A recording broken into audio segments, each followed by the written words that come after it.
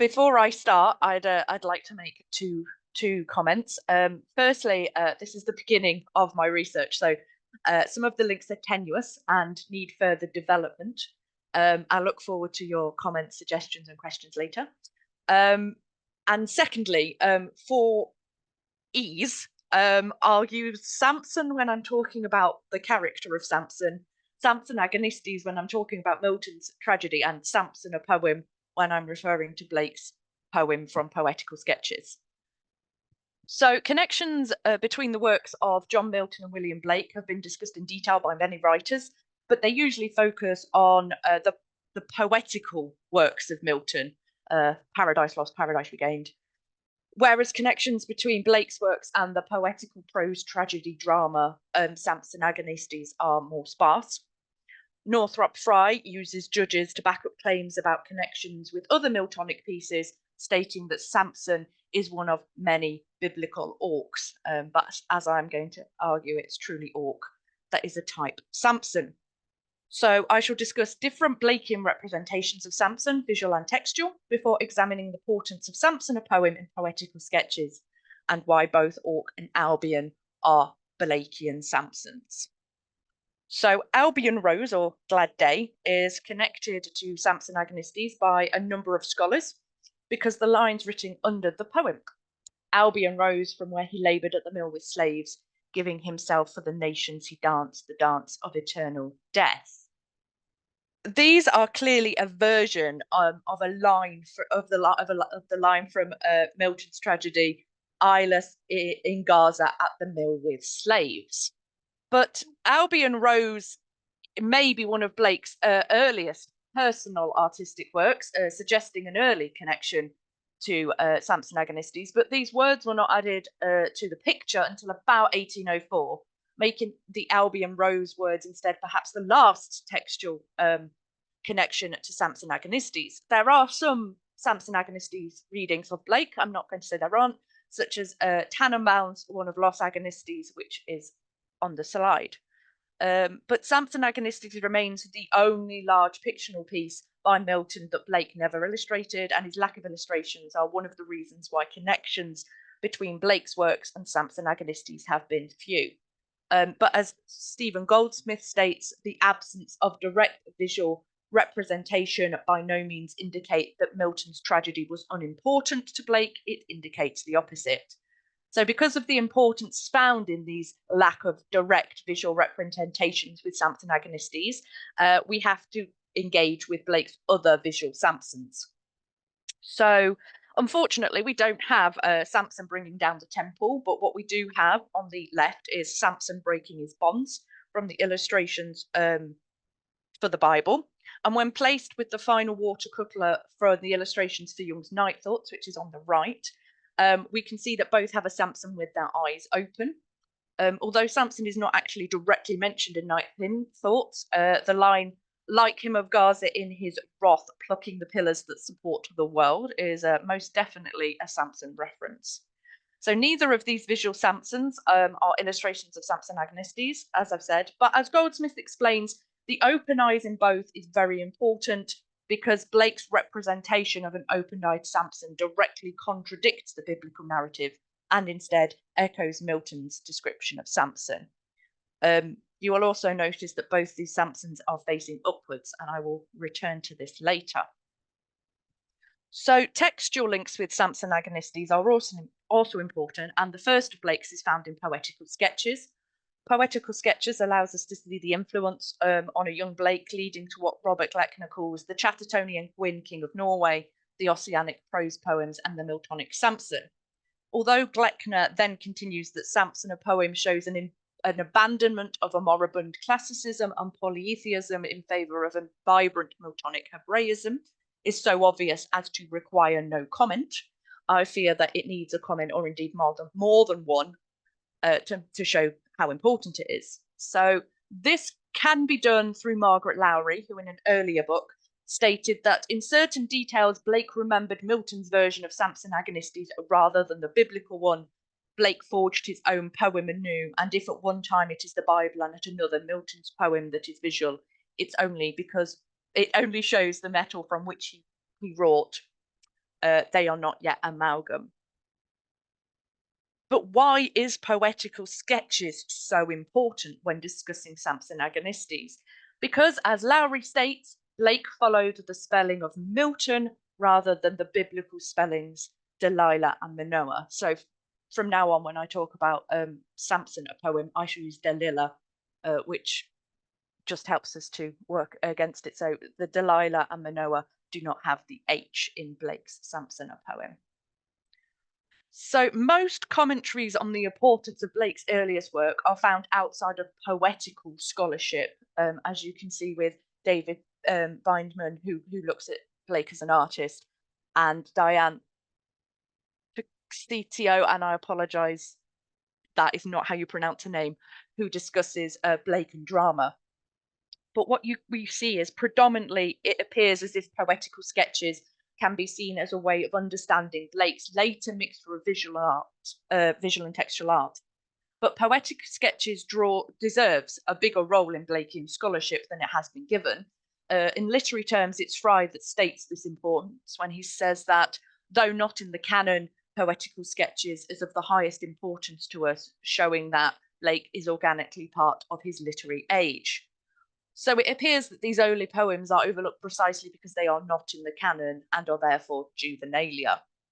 But what is Blake doing in this Miltonic piece of Samson, a poem of Poetical Sketches? The answer is strangely simple. He's responding to Milton, making commentary and trying to decipher what the Samson of Milton means to him. Fry is most succinct when he sums up that Samson is introduced as an orc. The echo of Samson Agonistes indicates the unifying of Orc, Samson, and Albion in his mind.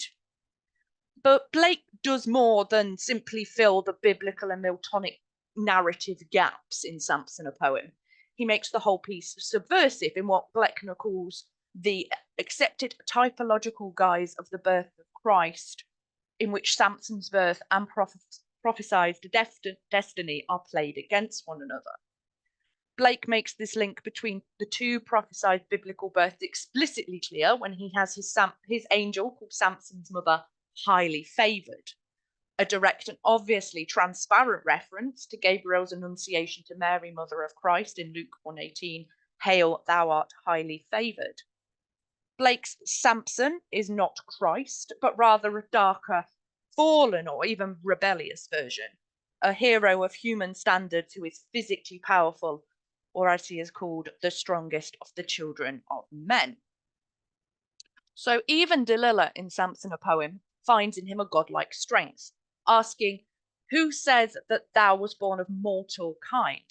However, it's the continuation of this speech which demonstrates that even at this young age, Blake found Samson a problematic character. Delilah's lines of "Destruction was thy father, a lioness suckled thee, thy young hands tore human limbs and gorged human flesh," does not create the image of a hero, but rather of a monstrous destroyer. The young hands tore human limbs presents a strength which is hideous, something to be feared, and something that must be controlled.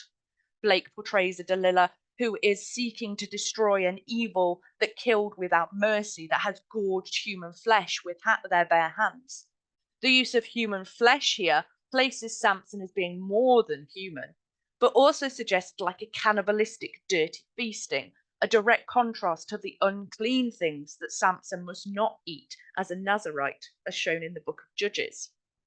In Samson, a poem, Blake presents not just the filler of this narrative found in Samson Agonistes in the Bible, but an alternative perspective to the earlier versions, which Gleckner calls inversions, through which Blake reveals the Philistines to be the oppressed and Samson the oppressor with his arts of war. So Gleckner, in this viewing of Samson, a poem, is able to show why Blake will come to later recognise his Samson, that is Orc, as a problematic character, and why the rebellious Orc of the Lambeth prophecies is replaced with the fallen hero of Albion. Evidently, Milton and Samson Agonistes are as important to Blake as the Bible, but what is Blake doing in Samson, a poem? Strangely, the answer might become clear if we consider Paradise Lost. So by combining the epic form of Paradise Lost with the content of Samson Agonistes, Blake was able to develop the beginning of a prophetic epic in Samson a Poem. Lowry explains how Blake evidently had the scheme of an epic in mind, for he began with the conventional opening of an epic, that of an invocation to the reader that they must listen to this song. So Samson a Poem begins thus: Samson, the strongest of men, I sing, how he was foiled by woman's arts, by a false wife brought to the gates of death. O truth, that shinest with perpetuous beams, turning our earthly night to heavenly from the presence of the Almighty Father. Thou visitest our darkling world with blessed feet, bringing good news of sin and death destroyed. This beginning shows the features of an epic poem, although written in a more prose-like manner, but uses the invocation to the reader, and does so through connections with Paradise Lost, Blake's most famous poem, of course. Milton's most famous poem, of course, starts of man's first disobedience and the fruit of that forbidden tree, whose mortal taste brought death into the world. Sing heavenly news. I am thence invoke thy aid to my adventurous song, while it pursues things unattempted yet in prose or rhyme. At first glance, there appears to be a huge difference between these two epic openings, but these differences are as important as the similarities. Though Gleckner calls Blake's piece Miltonic Samson, seeing it as it is an inversion to Milton's poetical designs, it is also clear that Blake is conversing or responding to Paradise Lost with his piece. Milton's things yet unattempted yet in prose or rhyme is partly answered by Milton's poem itself, for whilst Paradise Lost does not have a rhyme scheme, if we consider Milton's use of rhyme to mean poetry as the opposite of prose, then Paradise Lost itself attempts to and achieves those things unattempted yet. But what we must consider here is that Blake has recognised this and thus decides that his answer is to attempt to take the or prose part of the statement. Blake's use of prose in Samson a Poem does not reject Milton's poetry, but responds to it. So in Blake's poems from the 1790s, there's no real epic invocation at the beginning of them, and indeed it's something that Blake only returns to in the Four Zoas. Sorry. But how does Samson connect with Orc? As early as 1793 with America, we can see that Blake is making links between Orc and Samson when he states, "Let the slave grinding at the mill roll out into the field. Let him look up into the heavens and laugh in the bright air. Let the in-chained soul shut up in darkness and in sighing, whose face has never seen a smile in 30 weary years, rise and look out.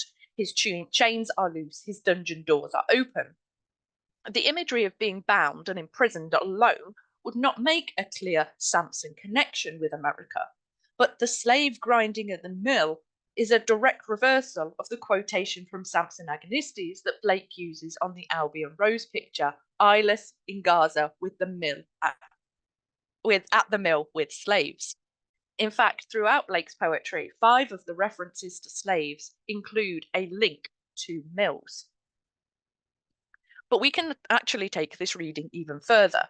If we consider the lines that introduce this, as well as immediately follow this speech, Blake is presented, "Thus a voice came forth and shook the temple," and that "in thunders ends the voice." And these are easy to connect with the lines from Samson Agonistes, in which Samson is described as pulling down the temple, where mountains tremble, those 2 massy pillars with horrible convulsion to and fro. He tugged, he shook, till down they came and drew the whole roof after them with burst of thunder. Although describing an event rather than a voice, the messenger's use of language seems to be directly mirrored, albeit slightly oddly, in Blake's portrayal of the voice of Orc.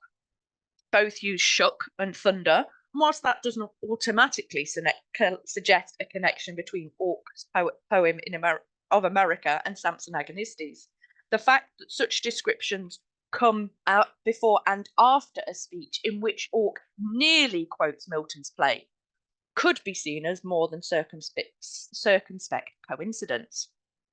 So Sari Makdishi connects Samson Agonistes to America, through the idea that the narrative of the nameless free slave delivered, like Milton's Samson, from the labours of the mill.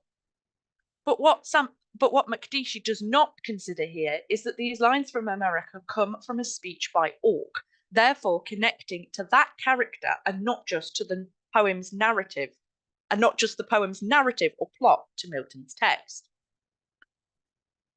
So after the 4 hours, Orc disappears into the background of Blake's mythological structure, not so much rejected as reassessed in terms of importance, with very few appearances and even fewer spoken lines.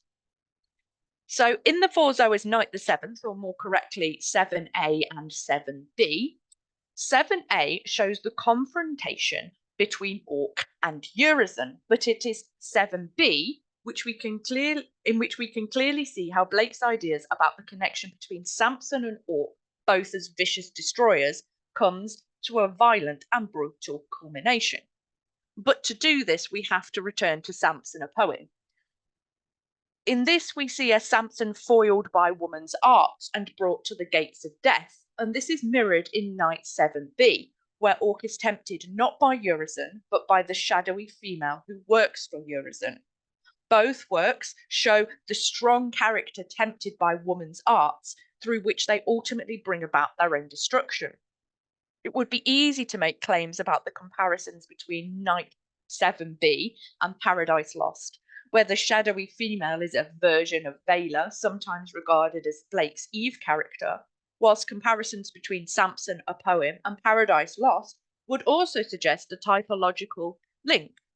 For when Delilah bathed his feet, it makes an apparent connection with Eve, as argued by Glettner when he states that playing her consort role to perfection, Delilah embraces Samson's feet, just as Eve does to Adam.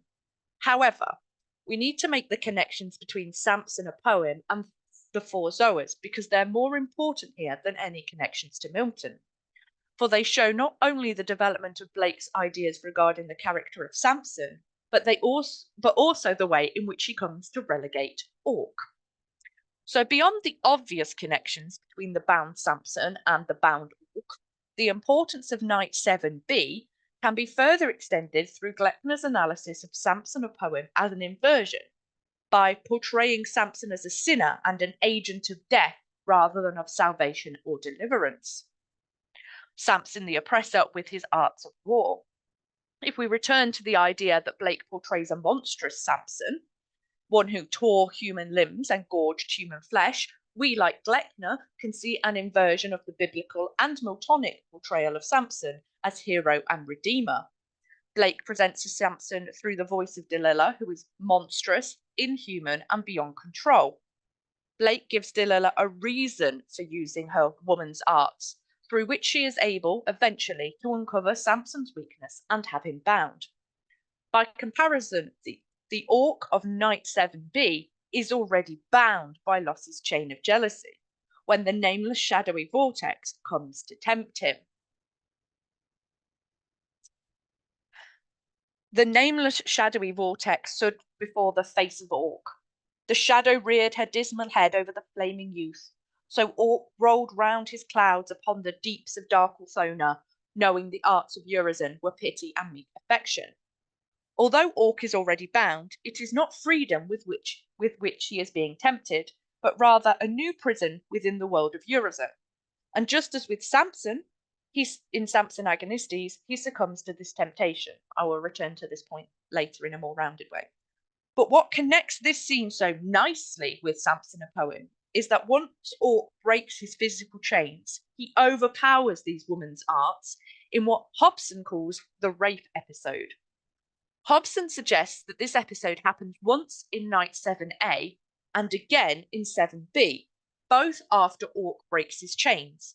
But the fact that it appears that Orc breaks his chains because of the shadowy female in Night 7b, this rape episode becomes all the more connected to the monstrous Samson described in Poetical Sketches. Blake's description that Orc rent her in 7b could suggest it is response to Delilah's chaining of Samson. Here, Orc in his Samson role of Night 7b does not become murderer, but instead becomes a physically strong but overpowering figure in a violent and dominating fashion. But as we can see, this has always been the case.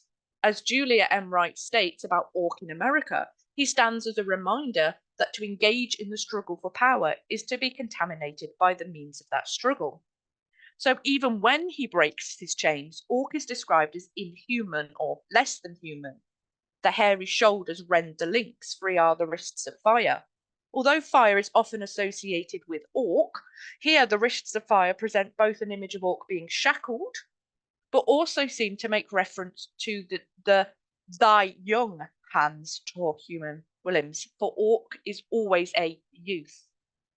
Furthermore, the hairy shoulders present a less than human or barbaric figure, one who is consumed by rage that he uses.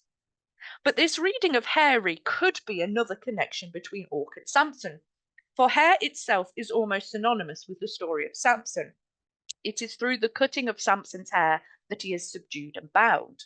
By presenting Orc as hairy in his initial introduction in America and returning it to it in the Four Zoas, Blake demonstrates how the two characters of Orc and Samson might be linked.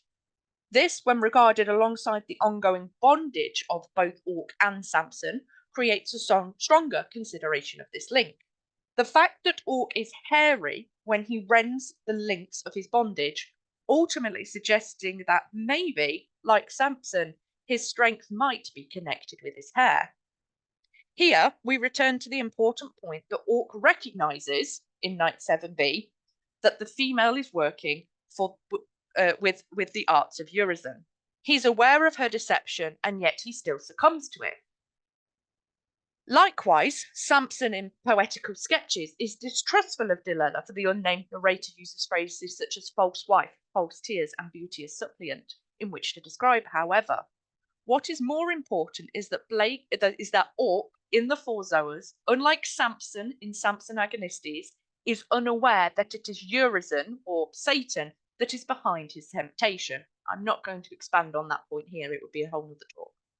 So Blake has created a Samson who's not only aware of his reasons for committing crimes that are not the truth, but also that he chooses to accept to do them anyway, a direct contrast to Milton's Samson.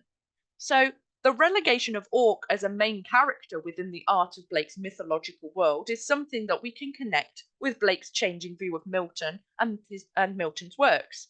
Milton scholars have long explored the importance of Samson Agonistes, with Stanley Fish explaining its importance most succinctly when he states that the role of Samson Agonistes for Milton was to understand why Samson could be seen as a hero. He explains that how can the swaggering and vengeful bully of the Book of Judges be accorded a place in the roll call of the heroes of faith? His answer was to shift the emphasis in the story from the so-called climatic act to the decision to move into the space in which the act becomes a possible one, a radical uncertainty. This is what it means to be free, to be in one's own power and not in the power of others. And while that freedom is glorious and liberating, it is also terrifying. What Fish is suggesting is that it is not the heroic act that causes Samson to be recognised as one of the heroes of faith, that it is not the pulling down of the pillars and the destruction of the temple, but rather it is Samson's willingness to move beyond his own knowledge or area of expertise to take a chance. To be a hero of faith for Milton, then, is to be a character of change in action. I would suggest that whilst Blake began his character of Orc with such an outlook, that this changed over time. So Fish's summary of what Milton was trying to achieve with his Samson Agonistes, we can now apply the same themes and concepts to Blake's Orc. Throughout the Lambeth prophecies and even in the Four Zoas, Orc is a character of change or action, one to take a chance, which is surprising given his near inability to move. Even in his earliest mention in America, the links with Samson can be seen. We are introduced to Red Orc, who, decrying his bondage, states, "My tenfold chains, while still on high my spirit soars around the pillars of Athona. For chained beneath I rend these caverns in vain, these clouds roll to and fro, and hide thee from my sight." The imagery Orc, the imagery of orc here is you. The imagery orc here uses to describe his condition, whilst not explicitly linked to Samson Agonistes, has undercurrents through Blake's use of phrases such as chains, which are linked to bondage. The pillars of Athona could easily be seen as those two massy pillars, and the use of hide thee from my sight suggests that blindness, not unlike the eyeless in Gaza. But such references are vague and could be seen as a minimal link to Miltonic phrasing if the conclusion of Orc's narrative were not known. The Orc breaks the bonds that were placed on him and brings about a change to the world, further connects him to Milton's Samson. In Samson Agonistes, Samson allows his chaining to continue with new chains of his own forging. The same is true for Orc in Night the Seventh A, when we see a bound Orc offered freedom by Urizen, only to realise that he has bound himself in chains of his own making, even when, as you can see here, he's talking about being chained. But even when Orc breaks his original chains, there are some Samson connections. So Orc began to organise a serpent body, despising Urizen's light and turning it into flaming fire, receiving as a poison cup receives the heavenly wine, and turning affection into fury and thought into abstraction, a self-consumed dark devourer rising in the heavens. So what's going to follow is a strangely weird close reading of text and image together in what might be a bit disjointed because I'm still working on it. So these lines are important to our examination of Orc as Samson because they show the culmination of Blake's ideas regarding Samson Agonistes and Orc. Orc here is a dark devourer, and thus Blake's view of Orc disregards the idea that Milton puts forward about why Samson should be considered a hero of faith. Blake turns away from the hero of faith and instead returns to what Fish calls the swaggering and vengeful bully. By re-examining Blake's Orc, we can clearly recognise how Blake rejected Samson as a hero, and thus why Orc is relegated to minor character. However, there are further connections with Orc and Samson found in the there are further connections to Samson and Orc found in this passage from the Four Zoas. In becoming a dark devourer, Orc is self-consuming, suggesting that he brings about his own destruction through this act, like Samson's end in Samson Agonistes is brought about by his own hands, in what his father Noah calls self-violence. Orc's end is also a tragedy of his own making through his transformation into a Eurasianic serpent. So how does this connect with visual depictions of Orc? Goldsmith states that the only Miltonic visual image of Samson that Blake drew is the final illustration to Edward Young's Night Thoughts, which lies the closest to Milton's Samson's at the Pillars, where representations of an open eye Samson directly contradicts biblical narrative and instead echoes Milton's depiction of a Samson with inward eyes illuminated. So that's the image on the left. However, I would suggest that this image is more connected with Samson Agonistes than even Goldsmith suggests. For although he states that the link between the illustration and Milton's Samson Agonistes is possible through the line with inward eye illuminated, I'd suggest that this is further made concrete if we consider the words of the messenger from earlier in Samson Agonistes, where they describe Samson as standing eyes fast fixed, he stood as one who prayed, or some great matter in his mind resolved, at last with head erect, and thus cried aloud. So the use of eyes fast fixed suggests an inward eye, and whilst the as one who prayed might present an image of Samson with downcast eyes, the fact that he's raised his eyes aloft, the fact that he then moves his head erect reinforces the idea that he's raised his eyes aloft, as he then raises his voice to cry aloud. That Samson has his head erect implies that his face has an upward position, like that Blake uses in his art for Night Thoughts. This upward position we can also connect with Orc, the image on the right. So here, in this picture from America, the youth is presented as having his face uplifted, and yet it is the lines from the Four Zoas we discussed earlier